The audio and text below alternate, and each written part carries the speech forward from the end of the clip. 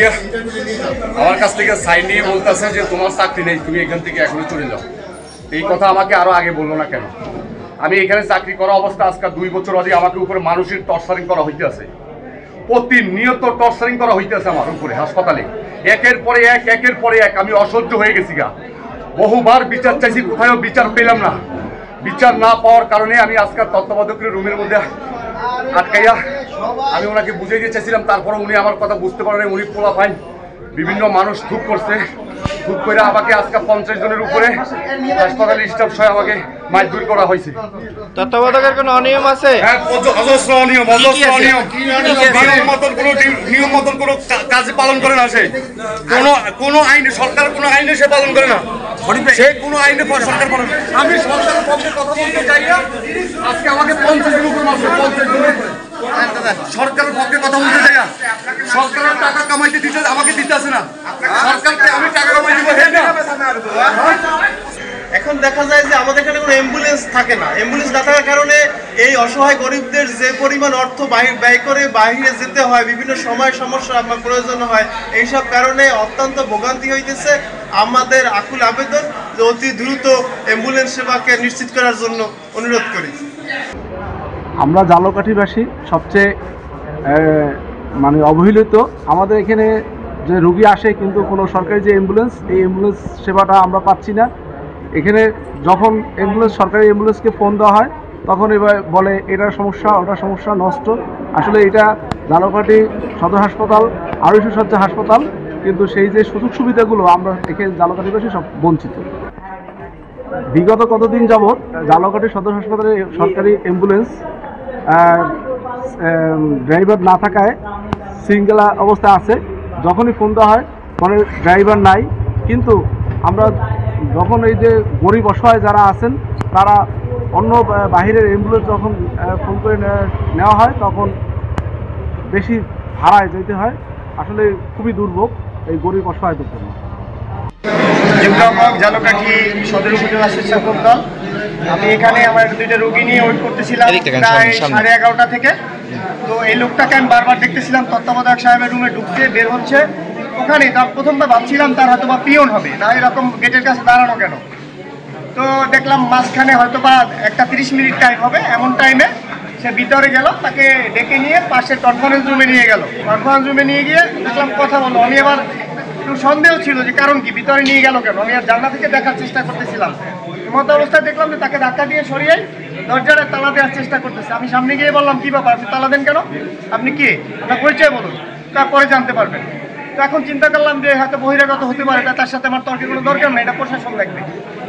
এমতো অবস্থায় এদের রোগীদের তো অবশ্যই বিরাট সমস্যা হয়, যেহেতু একটা হাসপাতালের 100 শয্যা বিশিষ্ট একটা সদর হাসপাতালে যদি অ্যাম্বুলেন্স সেবা না থাকে তাহলে এখানে রোগীদের প্রচণ্ড অসুবিধা হয়। আর এই সেবাটা কিভাবে সে দেবে? যখনই ফোন করবে বলবে আমাদের অ্যাম্বুলেন্স নাই, অথবা বলবে যে আমাদের ড্রাইভার নাই। কিন্তু আসলে যে আমরা যদি একচাটিয়াভাবে বলি যে ওই ছেলেটার দোষ, আমি সেটা বলবো না। তার যদি চাকরি না থাকে আইনি পর্যায়ে তাকে বাদ দিয়ে তার চাকরি চুক্ত করার আগেই উচিত এখানে সে অ্যাম্বুলেন্সের ড্রাইভার নিয়োগ করা। তাকে নিয়োগ না করে একে বাদ দিলে ও বলতেছে আমাকে জোর করে সিগনেচার নেওয়ার জন্য। কিন্তু এখন এটা ও বলতে পারবে আর তত্ত্বাবধায়ক সাহেব বলতে পারবেন যে আসলে ঘটনাটা কি। কিন্তু আমরা বলবো, আমরা জনসাধারণ বলবো যে এই সদর হাসপাতালের যাতে 100% রোগীর সেবা, অ্যাম্বুলেন্স সেবা থেকে শুরু করে ডাক্তার সেবা শুরু করে নার্স সেবা শুরু করে যাতে এটা পায়, এটা নিশ্চিত করার জন্য আমি তত্ত্বাবধায়ককে অনুরোধ করব। এবং আমরা এখানে চালক আছি 3 জন, আছি এখন 2 জন, আর এবং সরকারি হসপিটালের গাড়ি বন্ধ 5-7 দিন তেমায়। আর সেটা ঝালকাঠি সদর হাসপাতালে আমরা এখান থেকে শেরে বাংলা যাই 1000 টাকা, এই যদি বাইরে যাই এলে 1200 টাকা, কিএমসিতে গেলে ভাড়া 1500 টাকা। ঢাকায় গেলে আমরা ঝালকাঠি বরিশালের গাড়ি দিই, ঢাকায় গাড়ি দিই 6-7-এর মধ্যে আমরা গাড়ি দিই রুগীর দিই, যেন সেবা পাই, সেবার জন্য আমরা এই গাড়িটি দিই। ঠিক আছে, এই যে আমরা উপকার করি এবং গাড়িতে বন্ধ হয়ে যায়, আমরা এটাই চালাই যায়। রুগী আয় মোটামুটি ভালোই, যে খারাপ হয় না সদর হাসপাতালে রুগী আয়, এইটা আমরা নিজেরাই টানতে আছি। এইগুলো 1000 টাকার মধ্যে আমরা নিই। 1000 টাকা নিচে গেলে আমাকে খরচা দিয়ে পুষায় না। আপনার তেল ভাড়া দেওয়া লাগে, তেল ভাড়া লাগে 500 টাকা, এই সব মিলিয়ে নাইলে 1000-এর নিচে 1000-1200-এর নিচে আমাকে পুষায় না, নিয়ে আমরা থাকতে পারি না। সরকারি ভাড়া হয়েছে 400 টাকা। হ্যাঁ ঠিক আছে, সরকারি ভাড়া 400 টাকা। আগের যারা ড্রাইভার চালাইতে সেটা আগে মতো নিতে, এটা তো আমাকে রেট হয়েছে সরকারি 400। আমরা 1000 টাকা, আর বাইরে গেলে 1200, বা এখান থেকে দূরে গেলে একটু ওই শহরের মধ্যে কিএমসিতে গেলে 1500, এইভাবে জালাকাঠির সাহায্যে। চাপ মোটামুটি মানে কোনো সময় হয় কোনো সময় হয় না, এটা তো রোগী নিয়ে আর বলা যায় না। এটা তো দেখা যাইতে আছে এখন নাই, সারাদিনে কালকে 2-3 দিন হয় না, দেখা যাচ্ছে একটা মেরে 4-5টা রোগী হয়ে যায়। এবার জালাকাঠি সদর হসপিটালে গত 4-5 দিন যাবৎ সরকারি অ্যাম্বুলেন্স সেবা বন্ধ আছে বিভিন্ন কারণটা সঠিকভাবে আমরা বলতে পারতেছি না। তারপরে রোগীরা যখন আসে তখন রোগীরা সরকারি অ্যাম্বুলেন্স না পেয়ে আমাদের উপরে নির্ভরশীল হতে হয় রোগীদের। সেক্ষেত্রে আমরা আমাদের সাধ্যমতো চেষ্টা করি তাদের সার্ভিস দেওয়ার জন্য।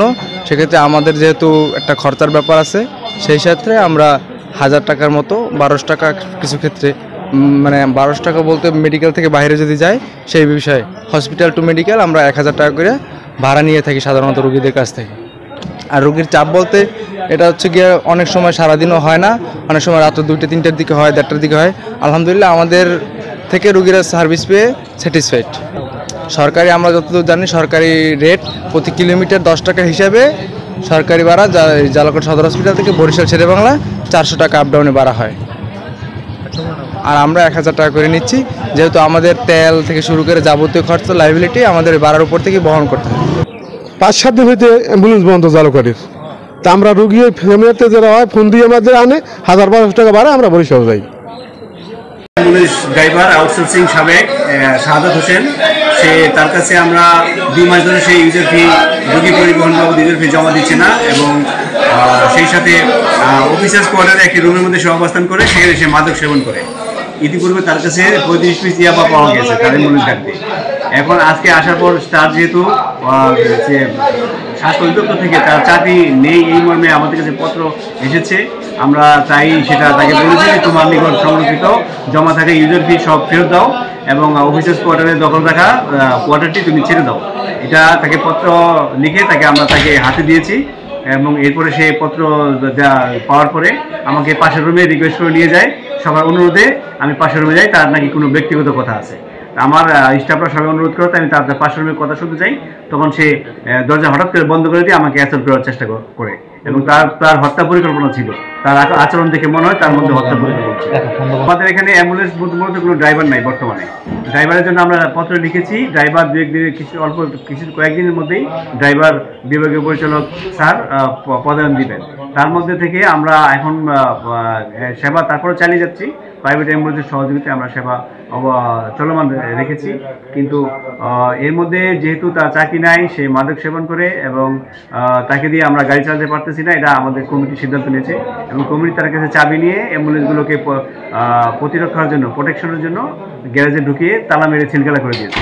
সেটা আমার কমিটি করেছে, এবং সেই কমিটি এবং আমার সকলের উপর সে অত্যন্ত ক্ষুব্ধ, এবং আমি এখানে একা থাকি বিদায় আমাকে দুর্বল ভেবে সে আমাকে অ্যাসল্ট এবং হত্যার একটা চেষ্টা করে।